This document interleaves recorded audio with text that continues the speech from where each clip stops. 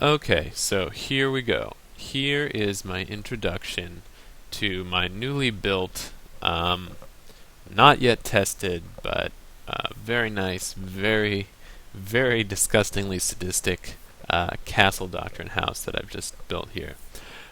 So I got really lucky on a robbery, and I scored like about $24,000. I mean, just randomly. Solving somebody else's combination lock. I just got the combination, which was like a 1 in 1,000 something chance. But I did, so I took the time to build out this totally crazy house. I think it's totally crazy. So I'm going to tell you here how it works, how all the little traps work.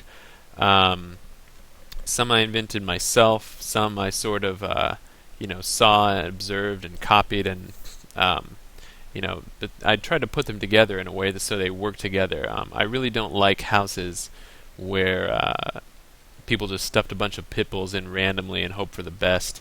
In my houses, I try to make everything have a sort of purpose. That's just the way that I like to play. It can put more sort of pressure on the intruder too, I think. It's just more fun to be creative that way. So I'm going to explain how this works. Alright, you come in here, and this door will be sealed. Of course, behind it there's a pit bull. Anyway, you come up here, and you're going to see this pit, and you won't necessarily be able to see around the corner, so you won't know what's there. But when you get up there, there's two things over here. Normally people just do the window traps, but I wanted to I had enough money, I put this pit in so that people couldn't, really would not be able to, brick things and kill the dog or whatever they do. So anyway, the second you step up here, you're immediately seen by this pit bull and this cat. So on your next step, it's like you got to commit. You'll probably go up because you don't want to go towards the door. So you'll go up, and the cat will hit the switch, and basically that's going to open this door. And I've arranged it so that if you get here and the cat sees you, you pretty much have to solve the house or you're going to die, because the way that it works is you come down here, and by the time you get down here, the pit bull will be blocking. It'll be blocking the door.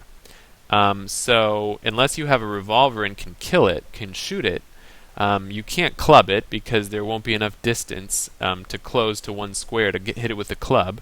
So if you hit it with the dog treat, it'll block the exit, and you'll die anyway when you touch it trying to leave. So that's gone. Oh yeah, by the way, maybe I didn't mention that.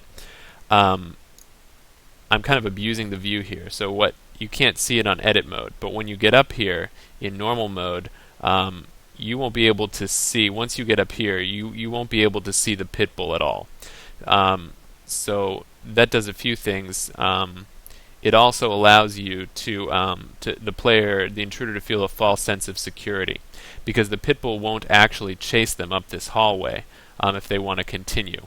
So they'll maybe check out the house. Maybe they get the willies by up here. They figure out, I don't want much of this. But of course, by the time you get down here, you figure out that you're totally screwed. So anyway, it's just another means to lure them further in the house. So then this pit bull here is going to be following you, right?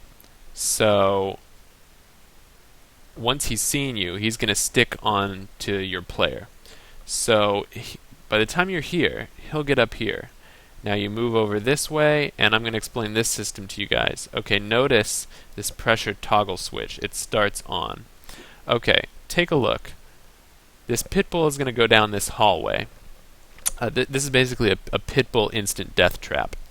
When the pit bull has seen you, he's seen you through the window and you walk through the doors, there's no closing time. You and the pit bull enter the door square at the same time, and you die. And you don't really have a chance to kill him, or take him, or disable him, unless you saw through the walls or solve this puzzle correctly. So anyway, what's going to happen is, okay, so this switch gets power from here. Actually, it gets power from this switch, so if you go by here, the cat is going to allow power to go through here, and this is going to send power to this powered door. Now, this starts on, so this it's kind of ironic in a way. You know, you start out, the cat both seals your doom and ensures your safety, but then of course the pit bull comes over here and seals your doom again, which is kind of funny to me. So anyway, when the pit bull hits this switch, this power door will turn off. Okay, so anyway, we've got this set of 5 doors here that the player chooses from. Now, most people are going to think, if they spend time to think through it, they'll think to themselves, oh, maybe he's got a window here, because you'll be able to see that this is all the same room. So I did that intentionally. If you go down here with visibility, you can see this is all the same room. I did that intentionally, so players are going to think, oh, well, I'll search for the one, with the long hallway, where I see a hallway. So if they pick this one, which I kind of want them to, because I assume them to think, oh, the furthest one will lead further in the house because this is all the same room, and eventually he'll put a wall there, stop the pit bull. They'll see this wall, and they'll say, oh, the pit bull is stopped. Well, sorry, you get a pit bull here. And if this pit bull starts tailing you and you can't disable him, you won't have enough squares to solve the combination lock and further into the maze. Anyway, we'll get back to what happens over here in a second, but say you decide to forgo going this way, maybe because you're smart enough to know that behind that first power door, not instant, but death is awaiting you in the form of the first pit bull that the cat unlocked. So you decide to go over here. Well, you're on the horns of a dilemma because you have another pit bull over here, and conveniently, thanks to the way the game is coded, I can stick him here and the family can still get out. The game can still recognize that they'll get out. So, I set it up so you don't have enough squares to club him. So really, if you disable him with a drug meat, I like to call them treats. If you disable him with a treat, you can't get to the family because once you step on him, you'll die. You can't club him, so the only way a player can take him out is if they were rich enough to buy a gun, a revolver. So assuming they are, the wife sees you here anyway, and she's got the shotgun. If you have another gun, I guess you could shoot her. You probably won't. So she'll chase you out. Then what happens? Of course, we're back to Pitbull number 1, right? So all these things all these things work together to encourage the player to leave the house and just get get sicked on by this trusty Pitbull right here. So, like I said, some of the systems kind of psychologically influence the player to make certain choices and work together.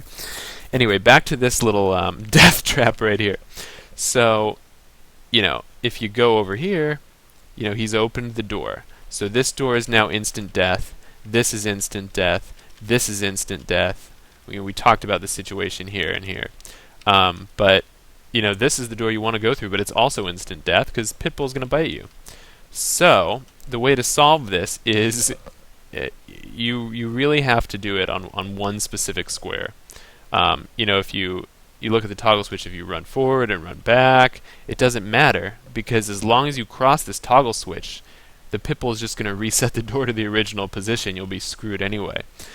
So you have to count. You have to be me and know the solution to this puzzle. So if you go 1, 2, 3, 4 squares away from this door, what you want to do, okay, so Pitbull's following me. Alright. He has opened the door on this square. Now if I do this little waltz and go forward, back, he is now closed the door, forward.